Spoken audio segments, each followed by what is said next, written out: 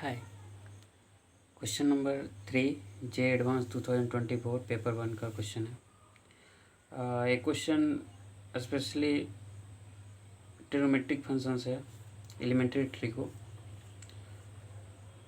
तो स्टार्ट करते हैं, देखते हैं क्वेश्चन क्या बोला। तो देखिए क्वेश्चन का है एक्स का वैल्यू है जो π/2 और पाई के बीच है। एक्स का वैल्यू क्या है? π/2 और पाई के बीच है। और साथ साथ में भी कहा है कॉट एक्स का वैल्यू -5/11। अब यहाँ समझिएगा, आएंगे क्वेश्चन पर, पहले समझिएगा। एक्स का वैल्यू है जो पाई के बीच है, ठीक है। इसे देखने पर क्या पता चलता है?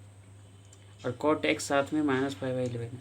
ये दोनों को एकत्रित कीजिएगा या एक साथ कंबाइंड कीजिएगा तो आपको देखकर पता चलेगा जो एक्स जो एंगल है वो सेकेंड क्वाड्रेंट में है या नहीं, हाँ या नहीं। जो एक्स है जो सेकेंड क्वाड्रेंट में बताएगा कि नहीं। क्यों? कॉट एक्स सेकेंड क्वाड्रेंट में निगेटिव होता है, वो फोर्थ में ही ऑलरेडी एंगल फोर्थ क्वाड्रेंट का है, थोड़ा था ये सेकेंड क्वाड्रेंट का है। क्या है? 0 से पाई कितना होता है? π/2 कितना होता है? फर्स्ट π/2 से पाई सेकेंड क्वाड्रेंट, हाँ या नहीं। तो हम बोल सकते हैं कि सेकेंड क्वाड्रेंट में है कॉट एक्स, अरे एक्स का वैल्यू सेकेंड क्वाड्रेंट। तो अपने को बताना है कि sine 11x/2 into sine 6x minus cos 6x plus cos 11x/2 sine 6x plus cos 6x का वैल्यू कितना हो। ये चार ऑप्शन में एक ही ऑप्शन सही। तो बेसिकली इस क्वेश्चन में एक्स का इंटरवल दिया है π/2 से पाई के बीच और कॉट एक्स का वैल्यू दिया है -5/√11। क्या दिया है? √11 है, ठीक है। एक क्या दिया? कॉट एक्स का वैल्यू -5/√11। सॉरी वो गलती से हुआ। तो कॉट एक्स का वैल्यू -5/√11 है। तो ठीक ही है। तो क्वेश्चन को पढ़ लिए थे, ये दिया हुआ है π/2 से पाई के बीच कॉट एक्स का वैल्यू -5/√11 है, -5/√11। तो ये सेकेंड क्वाड्रेंट में तो करना क्या है, क्वेश्चन को इसको सोल्व करनी है। इस क्वेश्चन में इसका वैल्यू निकालनी है। तो कैसे निकालेंगे? अब सोचना पड़ेगा। अगर देखिए कोई भी डायरेक्ट एग्जाम में जाएगा और सोचेगा कि इस क्वेश्चन को सोल्व करना, क्या करेगा? क्या कर सकते बताइए? 11x/2 को अब तो एक्सपेंड नहीं कर सकते हैं, ज़्यादा से ज़्यादा 6x प्लस 5x/2 कर सकते थे। ये पॉसिबिलिटी होती है, लेकिन उतना नहीं कर सकते। आप क्या कर सकते? जब मल्टीप्लिकेशन है तो पहला थॉट प्रोसेस क्या आएगा इसका बनाने का? जो दिया गया है उसे सबसे पहले मल्टीप्लाई कर देते। तो एक चीज़ याद रखिएगा, जब जे एडवांस का क्वेश्चन बनानी हो तो जो थॉट प्रोसेस आएगा वो डायरेक्ट नहीं पता चलेगा कि आंसर आएगा, क्योंकि इसमें बहुत सारे कंसेप्ट मिक्स होते हैं जे एडवांस के पेपर में। तो इसके लिए आपको जो पहली जो अप्रोच नज़र आ रहा है उसको कर डालिए। तो पहला अप्रोच जब देखिएगा तो प्रोडक्ट में तो हम क्या करते हैं, पहले कर डालते हैं, प्रोडक्ट कर डालते हैं। उसके बाद आगे बढ़िएगा, जैसे जैसे आगे जाते जाइएगा आपको समझ में आता जाएगा क्या होने वाला आगे, क्योंकि इतने सारे क्वेश्चन तो सोल्व कीजिएगा यहीं, अदरवाइज नहीं कीजिएगा जे एडवांस होने वाला है। तो इस चीज़ को ध्यान रखिएगा कि जो हमें थॉट प्रोसेस में जो आया पहला क्या था, प्रोडक्ट में था। यहाँ भी प्रोडक्ट में, तो ऐसा नहीं कि डायरेक्ट इसका आंसर पता होगा। तो क्या कीजिएगा, सबसे पहले जो नज़र आ रहा है, नज़र यही आ रहा है कि इसको प्रोडक्ट करें, या तो sine C minus cos D, ऐसा कोई फार्मूला है नहीं, यहाँ भी कोई फार्मूला नहीं है। तो एक ही चीज़ बचता है कि इसमें प्रोडक्ट करे, अदरवाइज कोई उपाय नहीं है इसका वैल्यू निकालने का। तो क्या करते हैं कि सबसे पहले इसका या तो कॉट एक्स है तो 11x/2 का वैल्यू निकाल लीजिए, जो आसान बात है नहीं। तो सबसे पहला काम है कि प्रोडक्ट कर डालते देखते क्या होता है। जब कीजिएगा तो sine 11x/2 sine 6x minus cos 6x plus cos 11x/2, ए जो था इसे ए मान लिया। क्या माने? इसे ए मान लिया। अब ए इक्वल टू, अब प्रोडक्ट कर डालते तो साइन 11x/2 साइन 6x होगा, ए हो गया। फिर माइनस का साइन है तो साइन 11x/2 कॉस 6x हो जाएगा, ए हो गया, ठीक है। फिर उसके बाद क्या था, कॉस 11x/2 था, तो पहले इससे प्रोडक्ट करेंगे तो कॉस 11x/2 साइन 6x हो जाएगा।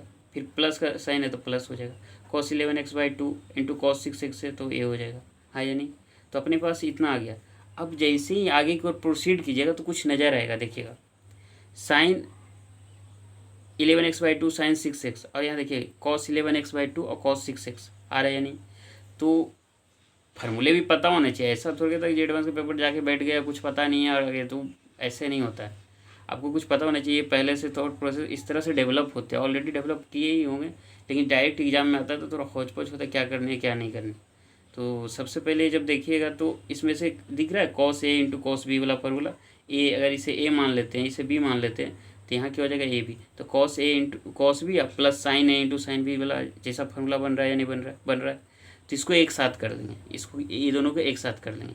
फिर देखिएगा इसमें साइन 6x है और कॉस 11x/2 है, फिर माइनस का साइन, इसमें भी देखिएगा एक फार्मूला ऐसा बनेगा, साइन ए कॉस बी और माइनस साइन बी और कॉस ए, इस टाइप का फार्मूला बनेगा।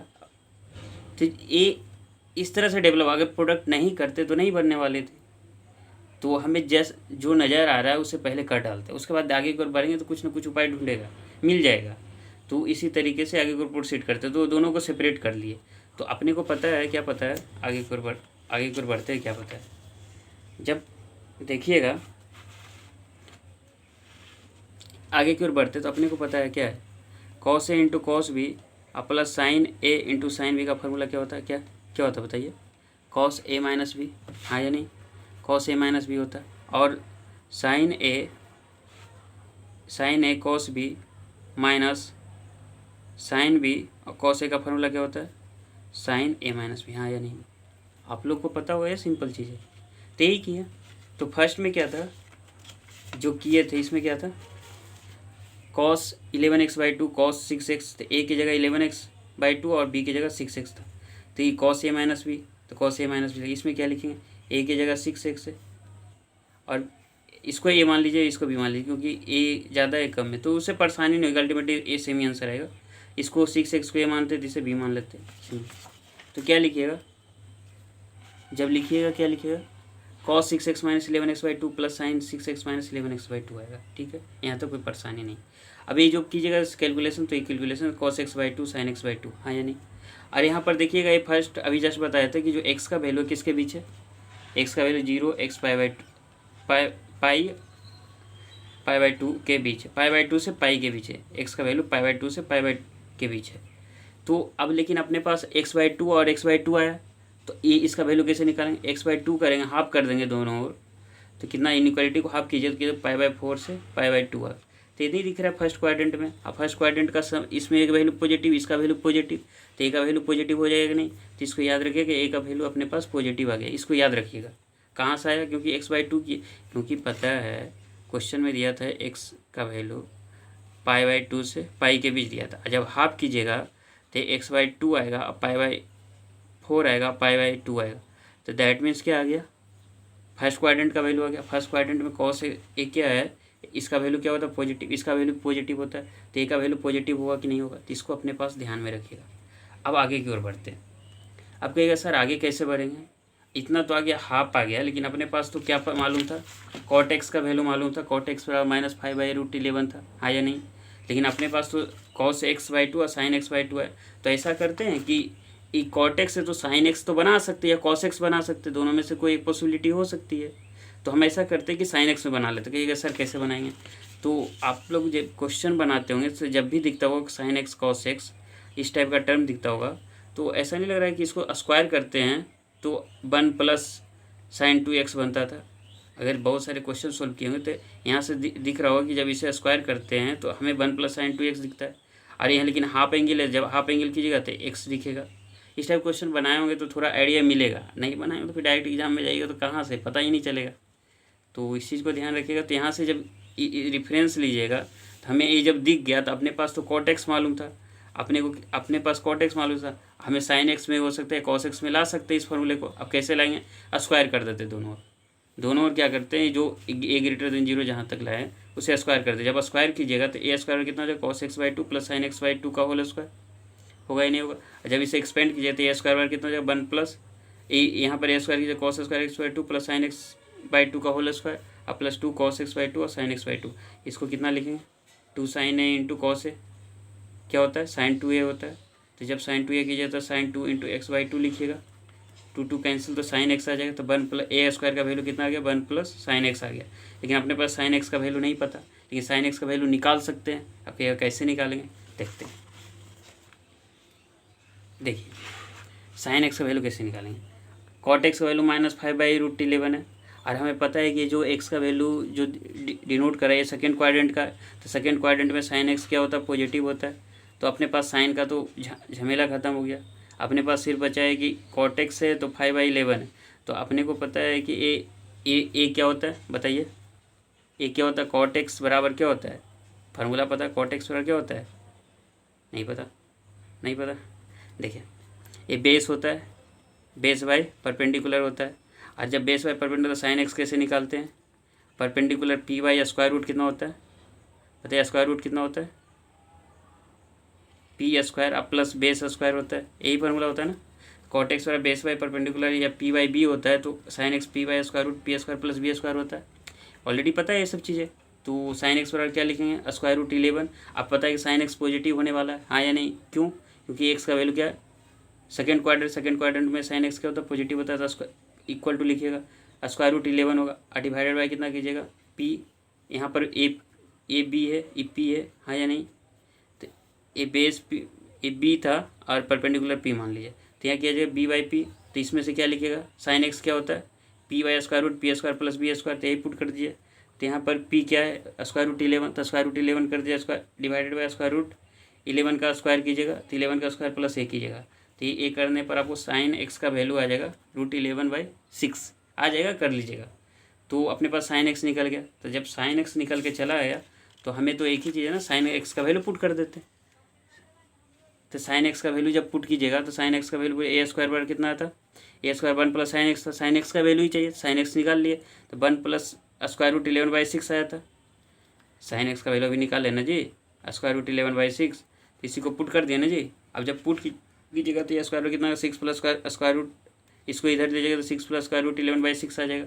अब कहिएगा सर अब इस इतना तो आंसर आ गया अपने पास ए स्क्वायर का, लेकिन अपने को तो ए का वैल्यू चाहिए ना, ए का वैल्यू चाहिए, तो ए कैसे निकालेंगे, तो ए को स्क्वायर रूट कर सकते थे। लेकिन अब जब देखिएगा क्वेश्चन में तो क्या है, ऑप्शन से भी देख सकते हैं।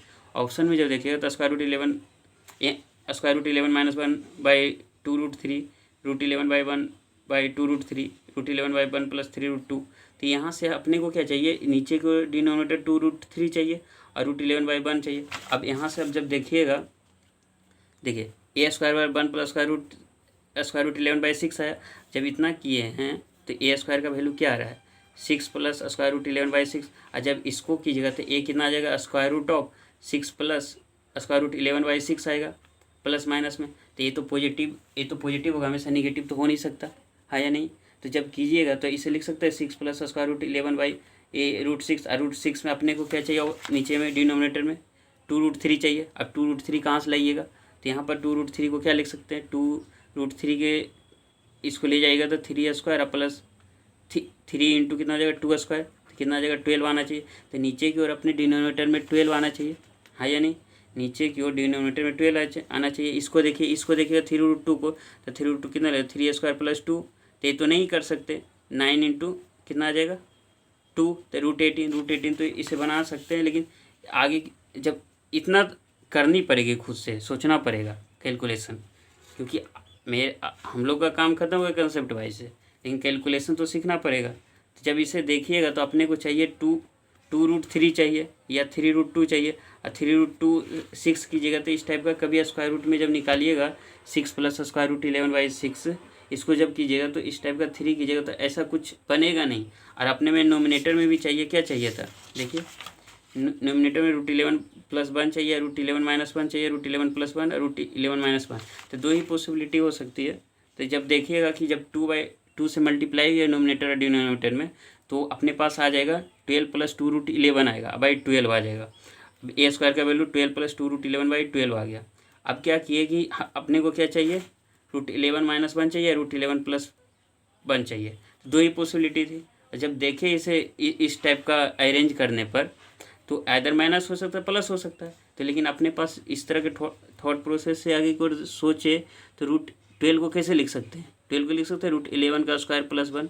जब आगे देखें तो इसके बाद तो अपने को पता है 2√11 है यहाँ पर, हाँ या नहीं, 2√11 है। अब 2√11 को A square plus B square plus 2ab पर सजा दिए, अरेंज कर दिए। और नीचे में 12 को लिख सकते हैं 2√3 का होल स्क्वायर, 12 को लिख सकते हैं 2√3 का होल स्क्वायर, कैसे, तो 12 को लिख सकते हैं स्क्वायर रूट 12 का होल स्क्वायर है या नहीं।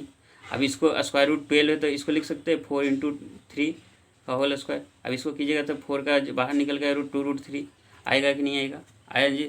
तो ए आया, ऊपर में भी बन गया, अपने a² + b² + 2ab पर निकल के चलाया। तो अब क्या लिखिएगा, √11 + 1/2√3 का होल स्क्वायर आ जाएगा। अपने पास आ गया a² बराबर इतना पूरा आ गया। तो ए बराबर क्या लिखे, ±√11 + 1/2√3 आएगा। अब अभी जस्ट कुछ समय पहले देखे तो ए का वैल्यू कभी भी निगेटिव, ये भी देखे थे ना, ए का वैल्यू निगेटिव नहीं हो सकता, क्योंकि यहाँ पर ए फर्स्ट क्वाड्रेंट पे तो दोनों प्लस प्लस क्या देगा, ए का वैल्यू प्लस होगा, तो निगेटिव हो नहीं सकता, निगेटिव को डिस्कार्ड कर दिए। तो ए का वैल्यू पॉजिटिव, ए बराबर कितना, √11 + 1 / 2√3। तो अपने पास करेक्ट ऑप्शन कौन सा हो जाएगा, देख लीजिए। कन्फ्यूजिंग ऑप्शंस भी दिया, √11 - 1/2√3 दिया है, √11 + 1 2√3 दिया, √11 + 1 3√2 दिया, √11 - 1 3√2 दिया, ये तो कैंसिल आउट हो जाएगा। अब यही दो ऑप्शन बचेंगे, तो माइनस वाला नहीं होगा, प्लस वाला होगा, तो ऑप्शन बी सही। तो यहाँ पर ऑप्शन बी सही हो जाएगा। तो देखिए इस क्वेश्चन में था डायरेक्ट, अगर सोचिएगा कि हमें क्वेश्चन मिल गया इस टाइप का और बनाने की कोशिश की, तो एक ही है, कॉर्टेक्स दिया था, इस टाइप का दिया था एक्सप्रेशन। अब इस एक्सप्रेशन के बारे में कुछ आइडिया नहीं मिलेगा, कुछ है नहीं कि कुछ फार्मूला लगाया या समथिंग कुछ लगाया, तो आपको प्रोसीड ही करना पड़ेगा। जितना पता है उसका नॉलेज का यूज करके आपको आगे अगर प्रोसीड कीजिएगा तो आगे कुछ ना कुछ ध्यान में नजर आएगा। जो ऑलरेडी इतने सारे प्रैक्टिस किए उसका उपयोग करनी पड़ेगी, यूज करनी पड़ेगी, तब जाके इस क्वेश्चन को सोल्व कर पाएगा। अदरवाइज डायरेक्ट देखने से मुश्किल होगी, ठीक है। और इसमें ये जितने कंसेप्ट है उसका यूज करनी है और आंसर लानी है। और इतना ही नहीं, जब डायरेक्ट ले भी आए यहाँ तक फाइनल वैल्यू ए ले आए, तो इसके बाद खुद ही सोचना पड़ेगा कि आगे करनी क्या है। अपने को कॉट x मालूम था, तो कॉट x से आप ए भी सोच सकते थे, कॉट x मालूम है तो ऐसा करते हैं tan x/2 का वैल्यू निकाल लेते हैं, उसके बाद इसमें पुट, वो भी कर सकते थे, ऐसा नहीं कि नहीं कर सकते थे, लेकिन हमने इसे आसान मेथड देखा, जब स्क्वायर करते हैं तो हमें sin x भी मिल जाता है। जब sin x मिल जाता है तो आसानी से कॉट x मालूम है तो sin x निकल जाएगा, और हमें वो भी पता है कि कौन से क्वाड्रेंट में है वैल्यू, तो उससे भी आसानी होगी। और उसके बाद इतना करने के बाद ही नहीं, जब a² का वैल्यू निकाल के आया, a² का वैल्यू इस टाइप का आया, तो इसके बाद भी अपने खुद को मॉडिफिकेशन करना पड़ेगा कैलकुलेशन में।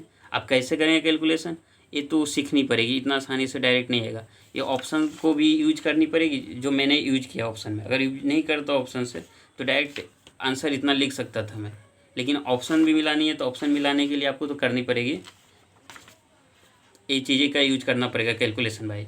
ये सीखिएगा प्रैक्टिस कर देने पर, तो ठीक है, थैंक यू।